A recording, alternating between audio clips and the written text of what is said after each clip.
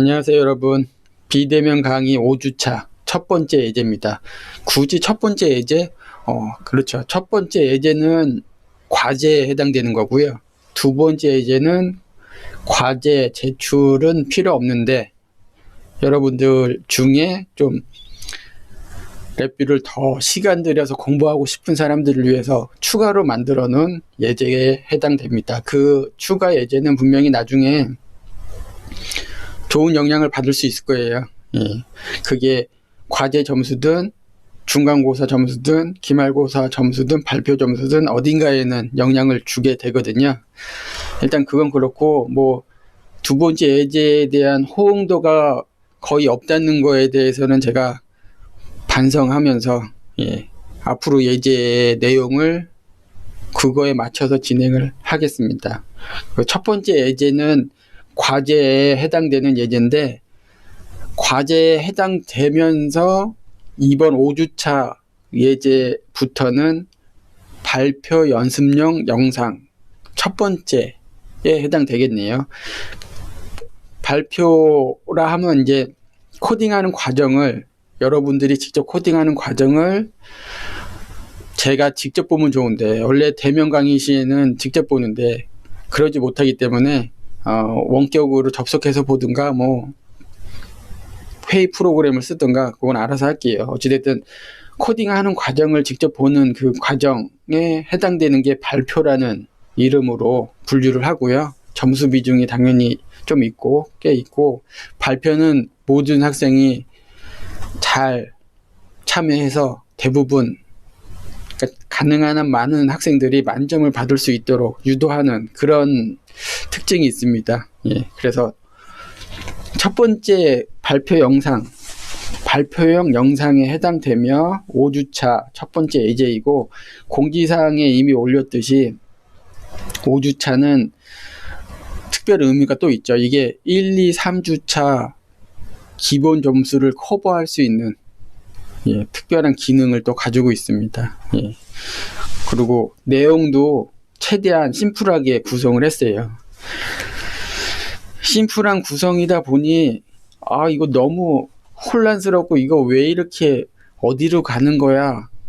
나는 비대면 강의 금방 끝나고 대면 강의 시작하면 열심히 하려고 준비하고 있는데 그래서 비대면 강의도 제대로 참여 안 하고 있는데 이거 어떻게 된 거야 라는 학생들이 소수 있어서 그 학생들을 위한 5주차 예제라고 공지사항에 올라가 있는 거 확인들 하시고 또 그 학생들을 위해서 이 얘기를 하고 넘어가야 될 것 같아요. 코로나19에 대해서 좀 얘기를 하고 넘어가야지 되는데 이게 과연 대부분의 학생들한테는 필요 없을 것 같아요. 이미 다 아는 얘기고 다 생각할 수 있는 예상하고 있는 부분들이라 안 해도 되는데 그래도 이 영상은 최대한 심플한 내용이니까 다시 한번 우리의 비대면 강의에 대한 집중도를 높인다는 의미로 그런 목적으로 한번 얘기를 하고 넘어갈 거예요.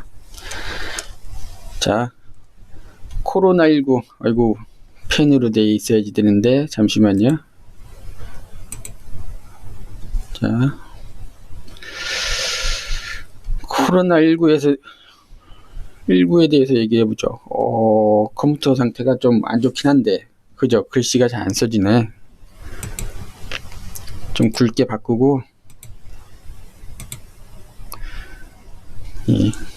다시 한번 써볼까요?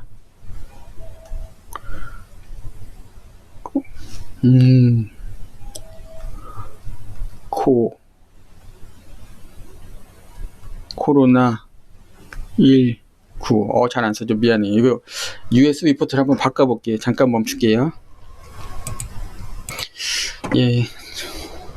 그다지 컴퓨터 상태가 좋진 않네요.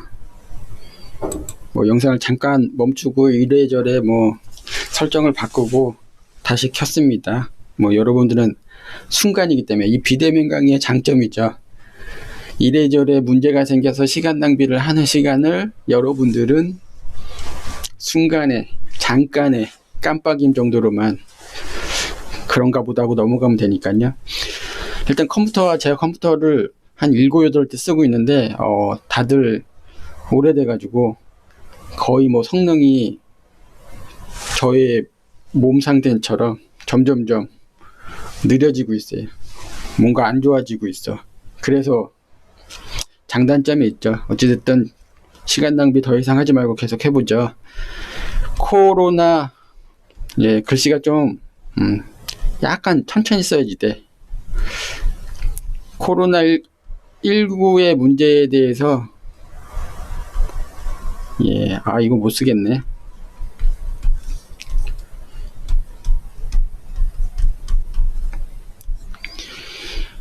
자, 말소리로 좀 이해하죠. 뭐 글씨 내용이 중요한 거 아니니까. 뭐 말도 사실 중요한 거 아니고 그냥 마음가짐을 다시 잡자는 취지로 하는 소리라 별로 중요하지도 않아. 이따가 그 프로그램 코딩 할 때만 집중하고요. 지금은 간단하게 이 소리 저 소리 하나보다 이렇게 생각하고 넘어가면 될 것 같아요. 우리 고등학교 때 생물 시간에 바이러스에 대해서 공부를 했잖아요. 바이러스는 물론 이제 그 단백질의 조합, 뭐 기타 등등 뭐 여러 얘기가 있지만 잘 모르는 학생들한테 생물 선생님이 좀 쉽게 설명하는 방법 중에 하나가 바이러스는 이런 형태로 이렇게 들어온다. 특정 모양을 가지고 들어온다. 얘기했던 것 같아요. 그리고 우리 몸에서 이 항체, 그러니까 이 바이러스를 제거하려면 이 모양에 맞춰서 항체가 만들어져야지 되는 거예요. 그래서 딱 요 크기의 모양에 딱 맞아 떨어지면 이 바이러스를 제거하는 거죠. 몸에서 억제하거나 제거하거나. 문제는 이 바이러스들은 모양이 딱 정해져 있지 않고 항상 바뀌어. 어떨 때는 이런 모양, 어떨 때는 저런 모양. 심한 경우 몸에 들어가서 바로바로 바뀌기는 하는데 그건 너무 위험한 바이러스죠. 그래서 이 몸이 들어온 바이러스의 특성에 맞게 항체를 준비하는 동안 엄청난 열과 괴로운 고통이 막 그 사람을 괴롭히긴 하는데 잘 버텨내면 어느 순간 항체를 만들어내고 바이러스를 제거한다. 근데 문제는 바이러스의 종류가 좀 있잖아요. 정말 치사율이 높은 바이러스는 전염률이 확 떨어져. 그러니까 전염률도 높고 치사율도 높든, 전염률이 낮고 치사율이 높든 전염률과 상관없이 치사율이 높으면 바로바로 그 숙주가 죽거든요. 숙주가 죽어버리기 때문에 여러 사람들한테 퍼져나갈 시간이 없어. 그냥 바로 사람 이렇게 퍼져나가려면 잠복기나 이 사람이 숙주가 살아있어야지 숙주의 활동에 의해서 퍼져나가는데 치사율이 너무 높으면 다른 사람을 접촉하기 전에 이 사람이 죽으면 그냥 사라지는 거죠. 그래서 뭐 열대 밀림이나 뭐 사막이든 어디든 작은 부족, 소수의 인원만 걸려서 없어지고 계속 반복하고 있는 거예요. 뭐 코로나19가 엄청난 시점에 딱 생긴 게 아니고 이런 바이러스는 수시로 생기고 어디서든 발생할 수가 있어요. 어느 환경에서든. 근데 물론 발생할 수 있는 환경은 어디가 더 많이 발생하고 덜 발생하고 그 차이는 있긴 한데 어찌됐든 계속 발생하면서 없어지고 하고 있는 거죠. 치사율이 높으면 특별한 그 지역에 운 나쁘게 딱 걸리지 않으면 거의 뭐 인간 세계에 영향을 거의 안 준다 이렇게 할 수가 있는데 치사율은 낮고 감염률이 높은 것들은 인간 세계에 계속 퍼지는 거예요. 사람이 걸렸다고 해서 감기 기운이 좀 있네 하고 별 문제 없이 그냥 넘어가. 치명적이지가 않아. 그러면 이 사람 저 사람 계속 만나는 거죠. 그러다 보면 이제 인간과 함께 살아가는 바이러스가 되는 거예요. 근데 여기서 좀 치사율은 낮지만 그래도 괴로워. 좀 힘들어. 이게 이제 독감으로 분류할 수가 있겠죠. 이 정도 되면 독감. 우리 독감도 A형 독감도 있고 B형 독감도 있고 쭉 있잖아요. 대부분 여러 독감들은 뭐 거의 뭐 있으나 마나 신경 안 쓰는데 좀 괴로운 독감들은 우리가 예방접종까지 해야지 되는 그런 독감류가 있는 거죠. 근데 다행히 얘는 예방접종이 가능하다. 그리고 치료제도 있잖아요. 치료제도 갖고 있는 거지. 바이러스에서 독감이 걸리면 치료제로 딱 치료할 수 있는. 이거 별거 아니야. 그냥 뭐 그러느니 하고서 그냥 인간하고 같이 살아가면 돼. 인간이 큰 문제가 안 생겨. 근데 어정쩡한 바이러스가 딱 생겼어. 코로나19라는 게 생겼어. 근데 얘가 치사율이 높은 것도 아니고 그렇다고 낮은 것도 아닌데 어정쩡한 한 중간쯤에 들어갔는데, 얘 또한 치료제가 나오면 그냥 일반적인 독감처럼 되는 거예요. 그러니까 어려울 게 없어. 치료제가 언제 나오느냐가 문제지. 보통 빨리 하면 9월달 정도 나온다고 하잖아요. 뭐 임상실험도 해야지 되고 뭐 동물실험 뭐 하고 뭐 쭉 해야지 되니까 9월달 정도 나온대. 그럼 9월달 돼가지고 치료제가 나오면 코로나19는 뭐 종식이라고 봐야죠. 그때부터 서서히 종식돼서 뭐 일반 독감처럼 취급이 되는 건데, 문제가 있어요. 문제가 치료제가 과연 그때 나오느냐. 근데 그거는 너무 어두운 전망이잖아요. 치료제가 혹시 안 나오면 어쩌지? 치료제가 안 나왔어 만약에. 그럼 가을이 됐어. 또 겨울이 와. 그러면 코로나19가 해가 이렇게 겨울을 또 한 번 타면 그대로 코로나19가 남아있고 우리는 열심히 조심하면 되냐? 그러면 다행인데, 코로나19가 변형을 일으켜서 19도 있는데 19도 처리가 안 되는데 변형을 일으켜서 코로나20 나오고, 또 얘 두 개를 하다 보니 또 치료제가 안 나와서 21 나오고 22 나오고, 그러면 이제 정말 어두운 미래가 되는 건데, 그럴 것까지 걱정할 필요는 없을 거예요. 치료제를 만드는 기술은 워낙 뛰어나기 때문에, 그리고 이거 뭐 조합만 맞추면 되거든. 그래서 치료제는 가을 정도에, 물론 다행히 그 전에 확 나올 수도 있죠, 운 좋게. 근데 운을 바라면 안 되니까 가을 정도에는 나올 것이다. 그리고 꼭 나와야지만 된다. 안 나오면 사태가 너무 커지니까 꼭 나와야지 된다. 가을에는. 결국은 우리는 이 얘기는 1학기는 넘어간다는 뜻이잖아요. 갑자기 코로나 사태가 종식이 갑자기 되려면 코로나가 그 온도 조건에 영향을 받아야지 돼요. 그러니까 여름 되면 저절로 없어지는 바이러스여야지 되는데 이것도 아니야. 그리고 치료제가 빨리 나와야지 되는데, 치료제 이거 9월달 나오니까 좀 1학기 내에 나올 가능성 상당히 작아. 치료제도 가능성이 낮아. 또 하나는 저절로 사라지는 그 이유 중에 하나가 사람 간의 접촉이 없어지는 거잖아요. 근데 사람 간의 접촉이 없어지려면 사람 인구수가 줄어야지 되는데, 이건 너무 위험한 얘기예요. 이거는 그냥 듣고 잊어버리고, 혹시 과거 인류 역사를 봤을 때 인구수가 줄어서 저절로 없어진 전염병들에 대해서 뭐 공부하려고 하지도 마요. 혹시 이런 생각 들면 그냥 게임 한 판 하고 기분 좋게 다른 일상으로 돌아가는 게 좋고, 어찌됐든 요 사람 간의 접촉을 최대한 끌어. 지금 우리가 하는 거잖아요. 우리가 몸소 실천하고 있는 거지.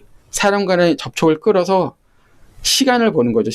시간을 벌어서 치료제가 나오게, 치료제가 나올 때까지 기다리는 최선의 선택이 바로 사람 간의 접촉을 최대한 안 하는 겁니다.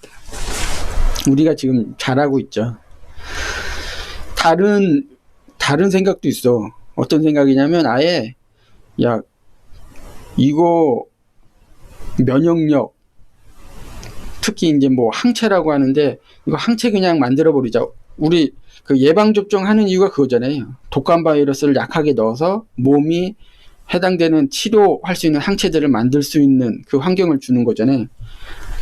우리 코로나19에 다 노출돼 가지고 집단으로 항체를 확 만들면 되지 않냐 하고서, 이거를 엄청난 사회적 동의가 필요한데, 이걸 진짜 시행한 나라가 있어요. 스웨덴이라고. 이 정말 이거는 놀라운 일이죠. 그러니까 놀랍다기보다는 대단한 일이지. 국민적인 이런 전체적인 의식 수준, 그러니까 바이러스에 대한 그 여러 가지 접근 방법에 대해서 충분히 다 공감을 한다는 뜻이잖아요. 그 면역력이 약하고 몸이 좀 안 좋은 사람들은 많이들 죽을 수가 있는데, 어찌됐든 이것도 좋은 방법이긴 해요. 아쉽게 돌아가시는 분들은 돌아가시고, 살 사람들은 빨리 면역력을 갖춰서 코로나19든 뭐든 뭐 언제 들어오든 상관없이 그냥 일상으로 돌아가자, 이 방법인데, 이게 단점이 하나가 뭐냐면, 이게 되려면 예방접종에 효과가 있는 바이러스여야지 되거든요. 이 얘기는 뭐냐면, 우리가 코로나19 지금 양성이 됐다가 격리됐다가 치료돼서 음성이 나왔던 사람들 있잖아요. 근데 음성이 나와서 집에 갔는데 시간이 지나서 다시 양성 판정됐어. 분명히 이 짧은 기간에 치료가 됐으면 이 사람 몸 안에는 이런 항체가 엄청나게 많이 만들어져 있어야 되는데 다시 양성이 됐어. 이거는 몸 안에 물론 이제 잠복돼 있던 바이러스가 있을 수도 있다, 아니면 뭐 재차 다른 사람에 의해서 감염했다, 이런 얘기가 있지만, 중요한 건 항체가 충분히 남아 있어야지 됨에도 불구하고 다시 걸렸다는 거는 예방접종이 효과가 없는 그런 바이러스일 거라는 가능성이 있다는 거거든요. 물론 더 많이 전문가들이 더 조사를 하겠지만, 그러면은 집단 면역력을 키운다는 이 방법이 정말 아쉬운 결과를 만들 거예요. 물론 이미 그렇게 하는 것 같긴 한데, 최선의 방법은 어쨌든 지금 우리나라가 하고 있는, 여러분들이 하고 있는, 시간을 최대한 번 다음에 치료제를 기다려야 된다. 시간을 벌기 때문에 어쩔 수 없이 1학기는 이런 식으로 갈 수밖에 없어요. 그러니까는 잠깐 뭐 몇 주 지난 다음에 일상 복귀해서 대면 강의하면 친구들한테 뭐 물어보고 교수님한테 얘기해가지고 점수를 원상태로 돌려놔야지, 이런 생각이 가능성이 많이 낮기 때문에 지금이라도 1, 2, 3차 시를 진행하거나 5차 시를 이용해서 보완을 하거나, 그리고 4차 시, 5차 시, 그러니까 4차 시부터는 정말 심각하게 열심히 연습해야 된다, 그 얘기를 하면서 코로나19에 대한 얘기는 끝내고요. 또 하나 얘기할 게 있어. 뭐냐면, 기계과에서 소프트웨어 공부를 왜 해야지 되냐 하는 사람이 있더라고요. 이메일을 하루에 거의 한 100통 가까이 받으면서 여러 가지 의견을 다양히 주고 있는데, 정말 좋은 거죠. 여러 가지 질문, 의견, 뭐 불편한 거 얘기해줘야지 돼. 대면 강의 때는 얼굴 보고 표정 보고 말하면서 하기 때문에 피드백을 바로바로 그 생각을 공유할 수가 있는데, 지금은 안 되기 때문에 이메일로 여러 가지 얘기를 해주는 게 아주 좋거든요. 물론 저는 그 이메일 하나하나 보는데 하루에도 뭐 몇 시간씩 가긴 하는데, 그래도 괜찮아. 그래도 이메일 편하게 보내시면 되고, 그 이메일들 중에 기계과에서 프로그램 공부, 이거에 대해서 부정적인 생각을 갖고 있는 사람이 있더라고요. 프로그램 공부가 필요한가? 자, 원래 정상적으로 고도화로 진입한 국가는 소프트웨어 비중이 높아요. 그 얘기 뭐냐면, 과거에는 어떤 제품을 만들면 대부분은 하드웨어고 일부가 소프트웨어였거든요. 근데 시간이 지나고, 예전에는 뭐 소프트웨어가 아예 없는 하드웨어도 많았지. 근데 시간이 지나면서 얼마 전에는 반반이었어. 소프트웨어 반, 하드웨어 반. 근데 이게 더 발전을 한다 그러면 하드웨어는 뭐 일부, 소프트웨어가 대부분. 근데 하드웨어 개발도 이미 다 그냥 개발이 다 돼 있어. 그냥 선정의 문제야. 매칭을 잘하는 거. 저 먼 나라에 정말 잘 만든 하드웨어가 있다. 그럼 가져다 쓰고 뭐 이러는 거죠. 대부분 소프트웨어가 중요하단 말이에요. 그러면 야, 이거 전산 관련 컴퓨터 관련 학과는 비중이 확 올라가고 기계과는 내려가는 거 아니야? 이렇게 오해하는 사람들이 있더라고요. 전혀 그렇지가 않아요. 자, 얘기할게요. 고도로 제대로 발전한 나라는 인력의 구분이, 그러니까 소프트웨어 인력이에요. 맨 아래가 이제는 코더들이 있어요. 코더. 코딩하는 사람들. 그 다음에 프로그래머. 그 다음에 소프트웨어 개발자. 소프트웨어 개발자. 그 다음에 이제 기획하는 사람은 보통 SI라고도 얘기하는데 하드웨어랑 같이 다 묶어서 설계하는 사람이에요. 그리고 소프트웨어 개발자는 소프트웨어 안에서의 최고 총괄. 그리고 프로그래머는 코딩도 할 수 있지만 여기에 수학적인 개념까지 탑재한 사람들. 이게 수학이 또 이것도 오해의 소지가 있는데, 수학하니까 뭐 학교에서 배우는 더하기 빼기 사치연산부터 여러 가지 주입식 수학들을 얘기한다고 생각할 수가 있는데 그것들이 아니고 그 와중에 실제 현대 수학, 살아있는 수학들에 해당되는 거예요. 이 얘기는 수학이라고 얘기는 하지만 사실은 역학들이죠. 역학. 정역학, 동역학, 뭐 유체역학, 기체역학, 각종 역학들. 그러니까 물리적인 감각을 베이스로 한 수학. 그리고 단순 코드들만 가지고 이런저런 로직을 만드는 사람이 코딩하는 사람들, 코더라고 하는데, 코더가 열심히 해서 역학까지 공부해서 프로그래머가 되고, 프로그래머가 소프트웨어 개발자 된 다음에 나중엔 기획자도 돼. 이런 식의 구조가 되면 아주 훌륭한 국가고요. 뭐 미국이나 뭐 이런 나라들이죠. 선진국들. 근데 우리나 뭐 일본 이런 나라들은 이 구조가 안 나왔어. 그냥 제3국가로 떨어져 나갈 위기에 있는 나라들. 근데 우리나라는 한 중간쯤이야. 다행히. 우리나라의 실정은 어떻게 되냐면 전산 관련된 과에 나온 사람들이 코더를 다 차지해요. 일단. 그리고 프로그래머는 없어. 거의 없어. 소프트웨어 개발자 조금 일부 있을까 말까. 그리고 기획, 요 윗부분이 밑에서 훌륭한 사람들이 쭉 올라가야지 되는데, 원래 밑에서부터 성장해서 올라가야지 되는데, 요 위에는 이제 낙하산이죠. 낙하산. 재벌 2세. 뭐 그런 사람들이 요 위에 똑 떨어지고 밑에는 다 코더밖에 없는 거야. 왜냐면 전산과에서 이런 역학이나 물리적인 개념을 탑재하고 기계 하드웨어에 대한 개념을 가진 사람이 나올 수가 거의 없잖아요. 이 사람들을 무시하는 게 아니고 그런 교육을 아예 이쪽에서 하질 않는데 뭐. 그리고 많은 테스트, 많은 실적인 물건을 가지고 여러 가지 실험을 해서 그 결과를 단순한 이론이 아니고 충분한 개념, 자신의 철학까지 만들 정도로 열심히 공부하는 사람이 어딨어.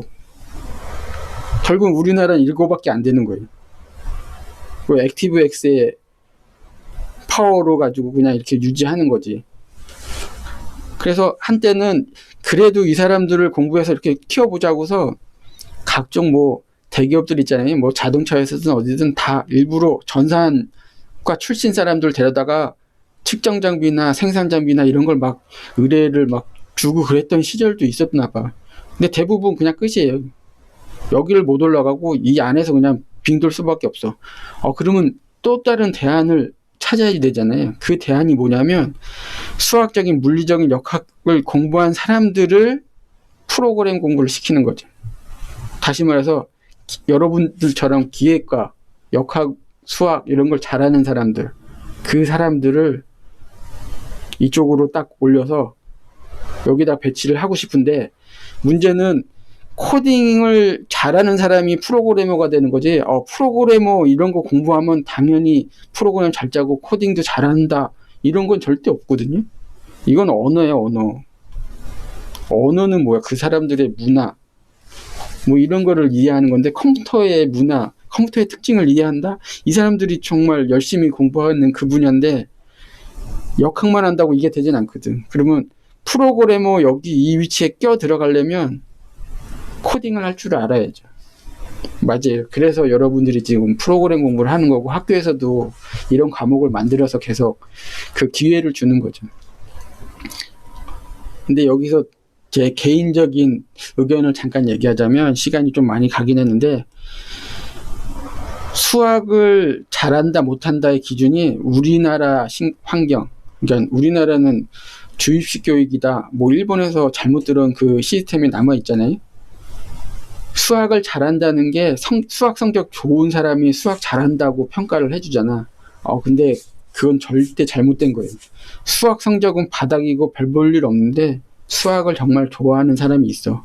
그 사람이 한 번도 이런 수학이나 역학을 베이스로 프로그램을 접했던 적이 없는 사람이야. 여러분들 중에도 분명히 있고 주변에도 되게 많아요. 가능성 없어 보이는 사람인데 사실은 그 사람이 정말 수학 실력자고 수학을 좋아했던 사람이야. 성적은 안 나왔는데. 근데 그 사람이 어느 날 프로그램을 접하고 코딩을 할 수 있게 되는 순간 그 사람만의 역사를 쓸 수가 있어요.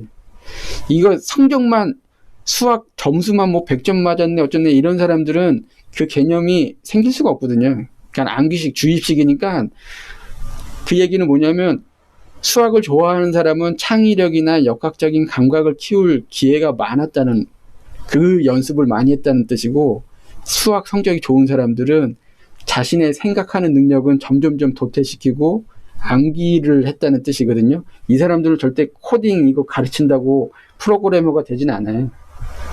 근데 여러분들은 이제 뭐 공부들을 다 대부분 잘했던 학생들이기 때문에 이쪽에 포함될 수도 있지만 그래도 정도의 차이가 있는 거니까 이쪽에 있는 사람들이 있을 수가 있고 프로그램 코딩을 충분히 연습하면 대한민국의 미래를 책임질 코더 위에 프로그래머가 될 수가 있는 거죠.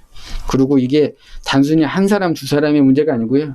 사회적으로 많은 인력이 나와야지만 이 피라미드 구조가 나와요. 피라미드 구조가 나오면 이제는 인류의 미래나 현재를 리드하는 그런 국가가 되는 거지. 자, 주제 넘은 얘기는 그만하고 본론으로 넘어가자. 본론은 무엇이냐? 5주차 레뷰 예제입니다. 그래서 예제를 준비를 해놨어. 자, 오늘 같이 만들 프로그램은 이런 내용이에요. 1번은 좀 이따 같이 볼 테고 이거 강의 자료실에 이 파일을 오늘이 목요일인데 오늘 올려놓을게요. 그리고 이 영상도 오늘이나 내일부터 오픈이 되겠네. 다운받아서 쓰면 되는데 굳이 왜 이거 했어요? 그냥 여기 영상에 설명하고 그 파일에 대한 공부도 해야 되는데 설명을 해주시지 왜 이거 했습니까? 하는 학생이 분명히 있을 거예요. 그죠? 왜 했냐면 이게 유튜브에 또 오픈이 돼 있잖아요. 오픈을 하고 있잖아. 여러분들은 비싼 등록금 내고 듣는 거고 유튜브에 지나가는 어떤 분은 그냥 공짜로 하는 건데 동일한 조건으로 제공하면 그것 또한 문제죠. 그래서 여러분들만 온전하게 모두 다 이해할 수 있는 그 상태를 만들어야지 되는데 그 일환 중에 하나로 그냥 일부 코드는 따로 제공하는 걸로 이렇게 정했어요. 그래서 이 파일을 하나 다운받으시고 이 프로그램의 목적은 온도 변화를 감시하고 고온 또는 저온 시 알람을 표시하고 그리고 데이터를 저장 또는 불러오는 이 기능을 연습하는 예제입니다. 이거를 계속 연습해야지 돼요. 저보다 더 익숙하고 빨라지게. 제가 아까 그 서두에 얘기했듯이 제가 사용하는 컴퓨터들이 노후화 됐잖아요. 저 또한 노후화 되고 있고 많이 진척이 돼서 눈도 안 좋고 막 그런데 그 얘기는 여러분들이 연습하면 저보다 훨씬 빨라져야지 된다는 빨라야지만 되고 당연히 그렇게 된다는 뜻이기도 해요. 그래서 계속 반복적으로 연습해요. 한 번 보고 한 번 만든 다음에 과제 제출하고 끝났네? 뭐야? 내가 이거 뭐하러 하는 거지? 이렇게 하면 안 되고 계속 반복해야지 돼요. 마치 자전거를 타는 걸 연습한다고 똑같이 생각해야지 돼. 자전거를 처음 탈 때는 막 생각으로 타잖아요. 설명 듣고 그대로 해봐야지 뭐 이런 식으로. 근데 그걸 계속 반복하면 몸이 익히는 거잖아요. 생각은 자전거 잘 타는 사람들이 자전거 타는 거 생각하면서 타지 않잖아요. 몸이 알아서 타고 생각은 오늘 뭐 먹을까? 뭘 살까? 뭐 이것저것 생각하지.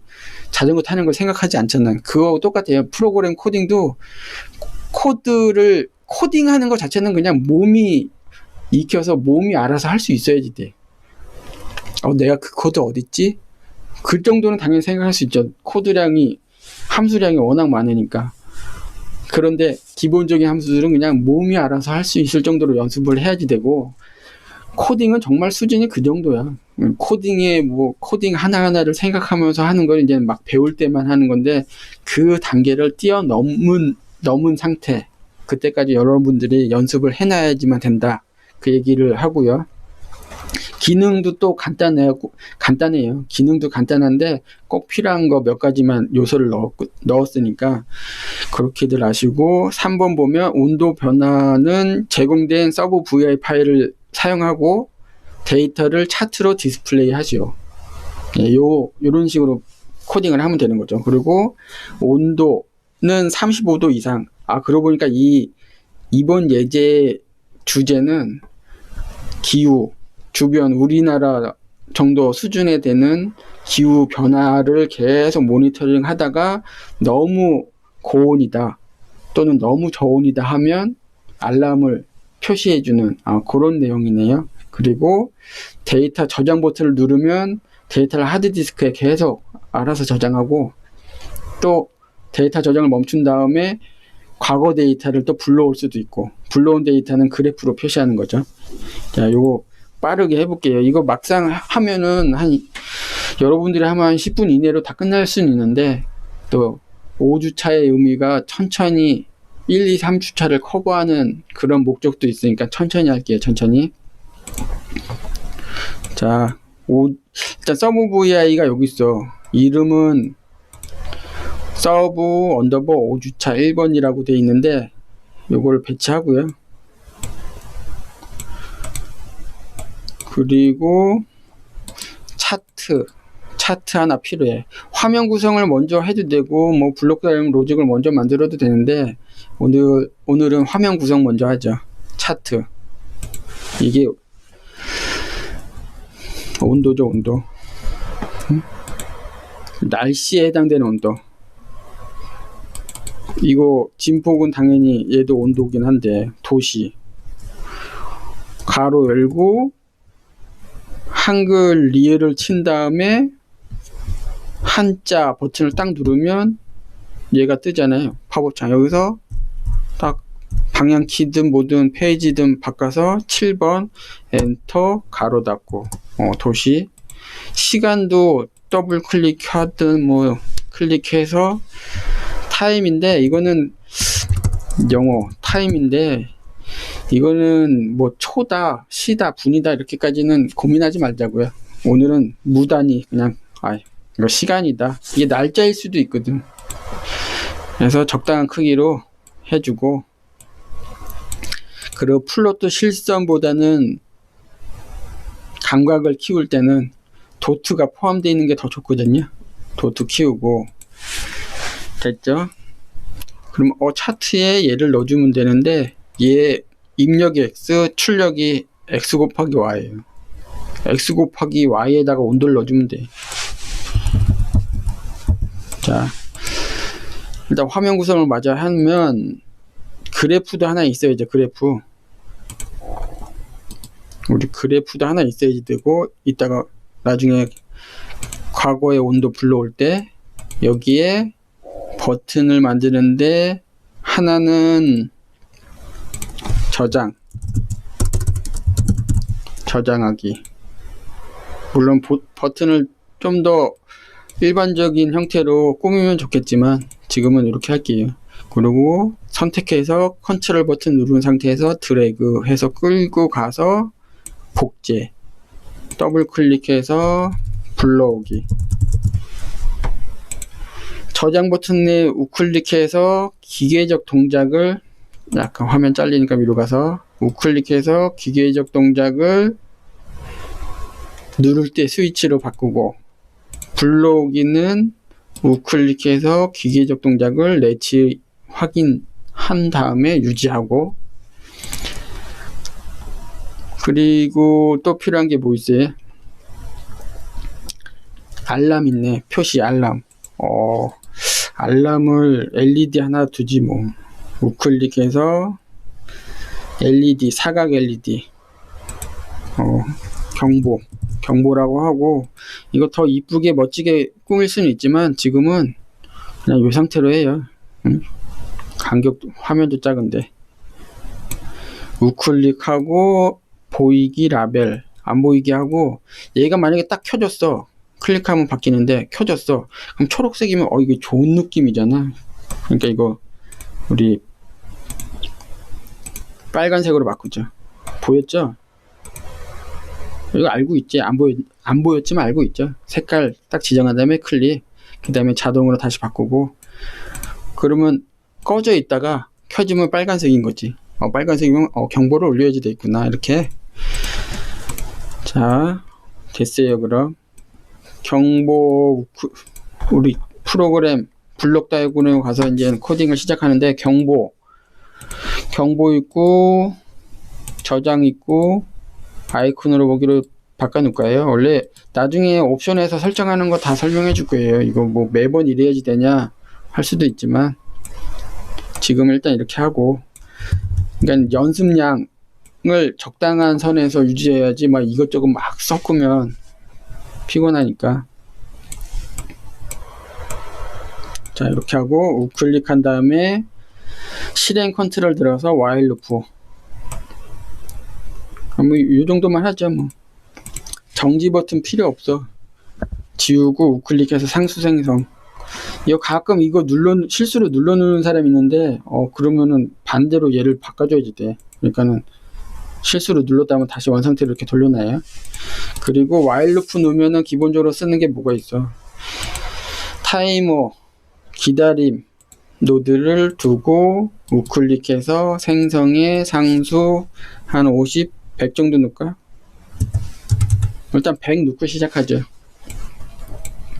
그리고 그래프는 일단 저장하기, 불러오기 요때 쓸 거니까 요쪽에 두고, 경보 넣고, 자, 경보를 넣는데 얘가 온도 35도 이상, 저온은 마이너스 15도 이하일 때 울리라고 돼 있잖아요. 자, 우클릭해서 펼쳐서 함수에 숫자 0에 안 보이니까 이렇게 고정시켜서 숫자 0 들어가서 dBl 상수 들어가면 나오는데, 이게 35도, 그리고 하나 더 마이너스 15도. 그리고 일단 닫아 놓고 우클릭해서 여기 비교. 지금 여기에 주로 쓰는 함수들이 여기 있고, 펼치면 원래 기본 함수들은 여기 다 나오잖아요. 어쩔 땐 여기서 찾고 어쩔 땐 저기서 찾는 거야. 이렇게 볼 수 없어. 보면 안 돼. 오해할 필요가 없이 여기서 뭐 설정한 대로 주로 쓰는 함수가 여기 떠 있을 뿐이거든요. 그러니까 제가 편의상 여기서 찾으면 여러분도 찾아도 되고, 설정이 달라서 여기 안 나오거나 다른 형태로 보인다 그러면 펼쳐서 프로그래밍 이쪽에서 들어가서 보면 되고요. 지금은 이왕 떴으니까 프로그래밍 안에 비교에 들어가서 보죠. 비교를 앞쪽 눌러서 딱 켜놓고 35도보다 크거나 같음, 이상이니까 35보다 크거나 같음, 또는 이하죠. 영하 15도 이하니까 작거나 같음. 이 두 조건이 만약에 다 만족하면 얘 켜주면 돼. 둘 다 만족한다. 둘 다 그래야지 된다. 이거 논리상 엔드 조건이면 되잖아요. 우클릭해서 여기도 있죠. 엔드. 아하, 또 그냥 빨리 해버렸네. 우클릭해서 펼쳐서 프로그래밍 들어가서 불리언의 엔드. 이번 영상 보고 반복적으로 다 익혀야지 돼요. 그러니까 다음 영상부터는 엔드를 찾는데 이렇게 하나 말하면서 같이 보지 않아도 되게. 그러니까 반복 연습하라고 영상을 올려주는 거지 한 번 듣고 지나가라고 해주는 거 아니죠. 아무리 비대면이라 하더라도 대면 강의해도 영상을 올려주거든요. 예, 물론 설명 한 번 하고 계속 반복적으로 연습할 수 있게 유튜브에 올려주는데, 물론 음성 없이 그냥 짤막하게 해주는데 계속 반복 연습해야지 돼. 자, 해주고 됐죠. 이대로 한번 실행을 해볼까? 그러면은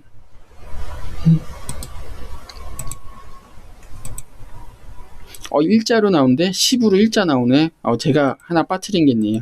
요 입력 X 있잖아요. X 얘를 이쪽에 연결을 해줘야지 돼. 그러니까 while 루프의 반복 횟수가 이쪽에서 0, 1, 2, 3, 4 이렇게 한 바퀴 돌 때마다 한 번 실행할 때마다 숫자가 올라가는데 그 숫자 올라가는 거를 X에다가 입력해줘야 된다. 그러면 어떻게 변화되는지 한번 볼게요. 이렇게 차트를 지우고 우클릭해서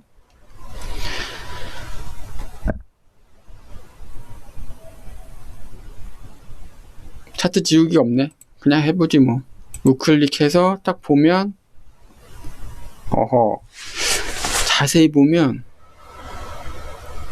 얘가 꺼졌다 켜졌다 하는데 너무 빠른데? 천천히 볼까? 한 500? 500 정도로? 지금 빨간색이네. 범위 내에 들어갔는데. 응? 그리고 벗어나면 꺼지는 것 같아. 그죠? 벗어나면 꺼져. 그렇군. 이게 반대로 됐다는 뜻이죠. 반대로 됐으면 어떻게 해야 돼? 엔드 게이트의 반, 역은 낫엔드잖아. 이걸 낫엔드로 바꿔도 돼, 대체로. 하지만 이번에는 여기에다가 낫게이트를 넣을 거예요. 우클릭해서 삽입 불리언 팔레트의 낫게이트. 자, 어떤 조건이 있고 조건을 부합하면 참이 출력되는데 그걸 거짓으로 반대로 바꿔주는 거죠. 참은 거짓으로, 거짓은 참으로. 그리고 이 상태에서 한번 실행해 볼까? 안쪽에 있을 때는 경보가 꺼져 있어. 근데 벗어나면 켜지죠. 벗어나면 켜져. 우리가 요 프로그램을 이렇게 짜야 된다는 그 시방 조건에 맞춰서 일단 4번 조건은 된 거죠. 4번까지. 다음은 5번. 정지한 다음에 데이터 저장 버튼을 누르면 하드디스크에 이 데이터를 저장하래. 이것을 얘 while 루프 딱 클릭한 다음에 컨트롤 U를 누르면 이렇게 작게 정리가 되는데, 뭐 추가로 이렇게 더 정리할 수도 있겠다. 그죠? 근데 이 안에 이 로직을 넣어도 되지만 지금은 반대로 넣지 않고 바깥에 할 거예요. 바깥에 하면 여기다 그냥 맨 땅에다가 하면 안 돼. 맨 땅에 하면 한 번 실행되고 또 다시 실행되지 않거든요. while 루프만 계속 무한 반복이지 while 루프 안에 들어가지 않은 것들은 설정된 그 횟수만큼만 작동해요. 근데 설정한 횟수가 없는 이런 맨바닥에다가 하면 당연히 한 번만 작동하죠. 한 번만. 그래서 계속 똑같이 반복. 이 프로그램이 작동하는 동안 계속 저장하고 계속 불러올 수 있게 하려면 우클릭하고 while 루프를 하나 더 놔야지 돼요. 이렇게. 그리고 얘도 컨트롤까지는 필요 없고 상수로 바꿔주고 이 부분 복제해서 이쪽에도 넣어주는데 500ms가 아니고 한 100 정도 넣고요. 얘 500ml면 너무 빨라. 1000이나 2000 정도 해야 되는데 지금 1000 하죠. 1000. 그리고 저장하기 버튼 안에 놓고 우클릭한 다음에 펼쳐서 프로그래밍 들어가서 구조 들어가서 케이스 구조를 이렇게 쭉 넣어줘요. 그리고 저장하기 버튼을 이쪽에 연결해 줍니다. 케이스 선택자에 이쁘게 적당히 배치하고, 얘를 누르면 저장한다. 어디에 저장하느냐, 저장하기를 만들어야 되는데 요거 화면 필요 없으니까 일단 살짝 요 아래에 숨길 거예요. 우클릭하고, 안 보이나? 우클릭하고 선택해서 쭉 찾아도 되는데, 이걸 순서를 잘 지키면 여러 가지 노고를 줄일 수 있거든요. 그 얘기는 뭐냐면, 블록 다이어그램에서 우클릭한 다음에 펼쳐서 프로그래밍에 파일 IO 들어가서 파일 IO 쓰기 하나, 스프레드시트 파일에 쓰기 하나, 스프레드시트 파일로부터 읽기 하나, 이렇게 배치하고 닫을게요. 그러면 쓰기는 맨 왼쪽 위에 보면 파일 경로가 나오는데 여기에 우클릭하고 생성 컨트롤. 이거 삐져나간 거 마음에 안 들어. 컨트롤 Z로 실행 취소한 다음에 앞에 두고 우클릭해서 생성 컨트롤. 됐죠? 컨트롤 Z 지난번에 잠깐 얘기했는데 그래도 질문하는 학생이 항상 있더라고요. 그러니까 어찌됐든 부담 없이 그냥 하면 돼. 뭐 취소하고 뭐 지워버리고 다시 해도 되니까. 프로그램 세계에서는 실수라는 건 없어. 해보고 버그가 있으면 고치고, 해보고 또 문제 있으면 고치고, 마음에 안 들면 고치고, 이래도 되거든. 자, 오른쪽 상단에 요 아이콘 있잖아요. 폴더 모양의 아이콘을 우클릭해서 탐색 옵션 들어간 다음에 여기에 파일 폴더 기존 새로운 것 이렇게 설정을 해줘요. 레뷰 버전에 따라서 위쪽이 안 돼 있고 아래쪽으로 이미 설정되어 있는 버전도 있어. 최신 버전일수록. 그런데 그냥 이렇게 확인하고 안 돼 있으면 이렇게 바꿔줘요. 확인. 그런 다음에 이거 영상 화면에 띄워도 될지 모르겠는데 잠깐 멈출게요. 예, 괜찮아요. 이거 눌렀는데 보여줘선 안 된 폴더가 혹시 뜨면 안 돼서, 예, 뭐 특별한 거 있는 거 아니에요. 오해하면 안 돼요. 자, 여기에 템프라고 하죠. 뭐 temp.txt 확장자 붙여도 되고 안 붙여도 되는데 txt로 할래. 그리고 저장. 그럼 이렇게 뜨죠. 이렇게 떴어요. 자, 위로 다시 올라가. 일단은 저장할 폴더, 파일 이름 뭐 이런 게 설정이 된 거고, 그럼 데이터는 무슨 데이터를 넣을 건데 그 부분이 필요하거든요. 그건 온도 데이터죠. 당연히 우클릭해서 생성 로컬 변수 가져다 놓고, 그러면 쓰기가 먼저 되는데 우클릭해서 읽기로 변경.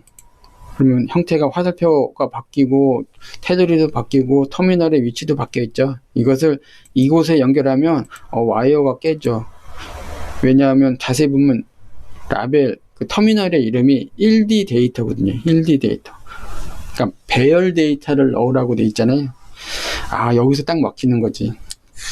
어떡하지? 막 고민하는데 고민할 필요 없어요. 이 하나짜리 데이터를 배열로 바꿔주면 되거든요. 그러면 어디서 어떻게 바꾸느냐? 우클릭한 다음에 펼쳐서 프로그래밍 들어가서 배열 들어가서 배열 만들기. 요걸 해주면 돼요. 삽입해도 되는데 배열 앞으로 계속 봐야지 되니까 일부러 팔레트 위치 볼 겸 들어가서 봤어요. 여러분들은 삽입해도 돼요. 이쪽에. 그러면 이렇게 연결되고 여기에 파일에 추가라는 터미널이 또 있어. 우클릭해서 생성한 다음에 상수. 요 상태로 보고 결과를 보고 바꾸면 좋은데 그냥 참으로 바꿔요. 알았죠? 시간이 지금 한 50분 넘어가고 있는데 이렇게 하고 나중에 또 살펴볼 시간이 있을 거야. 그러니까 어느 날 갑자기 제가 이런 거 얘기 안 하고 그냥 저장했다가 저장이 안 됐네 하고서 또 살펴보고 막 그러고 할 테니까 걱정 안 해도 돼. 지금은 일단 참으로 설정해 놓죠. 그러면 저장 버튼이 눌려 있는 동안 이 버튼이 눌려서 참을 출력하면 참 페이지 얘가 작동하면서 계속 저장하는 거예요. 얼마나 빨리? 100ms 1초에 10개씩 저장하네. 뭐 내 마음이지 뭐. 그렇게 저장하고 싶다는데. 온도의 변화는 1초에 한 번씩 변화가 일어나는데 저장은 그 하나의 데이터를 10번이나 저장하네. 뭐 그러고 싶다는데 어쩌겠어요. 그죠?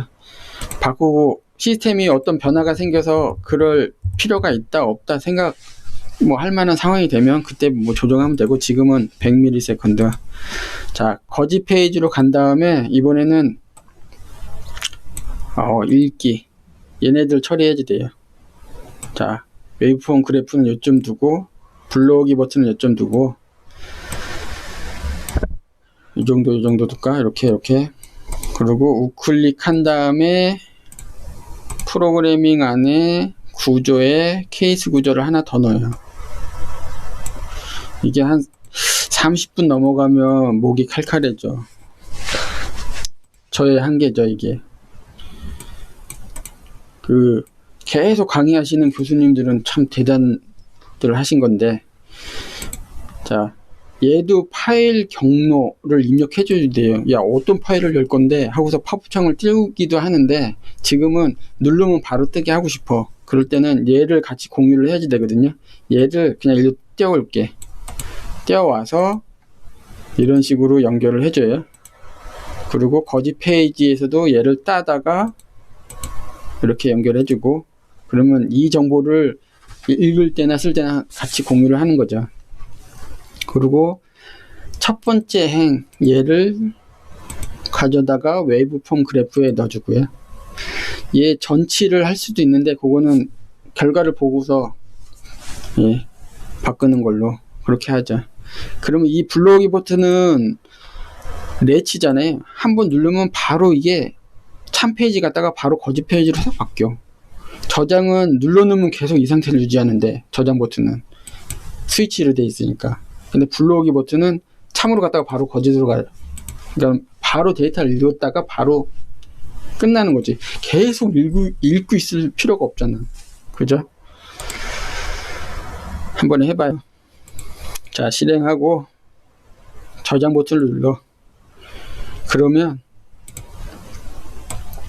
바탕화면에 제가 위치를 잡았잖아요. 여기에 이 temp.txt라는 파일이 자동으로 생기죠. 얘를 클릭해서 열어보면 계속 저장되고 있어. 야, 진짜 같은 데이터를 10개나 하네. 다음부터는 이렇게 하지 말아야지. 뭐 이렇게 생각하고 수정하면 되니까 걱정하지 마시고, 지금은 10개씩 계속 저장하고 있는데, 지금까지 어떻게 저장되는지 궁금하네. 한 요 정도 저장한 것 같은데, 그죠? 요 정도. 요 형태 잘 보고 있다가 저장을 멈추고 불러오기 버튼을 딱 누르면 아쉽게도 이 모양이 안 나와. 뭐야? 어디 갔어? 응? 요 점 하나 찍힌 거지. 강제 종료한 다음에, 자, 불러오기 케이스의 참 구조 보면 아까 전치라는 얘기를 잠깐 했잖아요. 여기에 전치 아니오라는 터미널이 있는데, 이곳에 우클릭해서 생성 상수 눌러서 참으로 바꿔줘요. 시간이 만약에 허락된다면 전치에 대한 얘기 잠깐 하고 넘어가긴 할 텐데, 자, 일단 실행해보죠. 빠르게 저장하고, 뭐 저장되다고 치고 요 정도겠지. 뭐 불러오기 딱 누르면 요 부분이 요거네. 실선이 빠져서 어정쩡하니까 우리 실선 넣죠. 실선 겸 도트까지. 이게 X축의 스케일이 달라서 얘는 쭉 옆으로 펴져 있는 상태인데, 여기 부분이네. 여기 아까 저장했던 부분에 좀 전에 저장 한번 잠깐 눌러서 뒤에 한두 개의 데이터가 추가가 됐어. 그죠?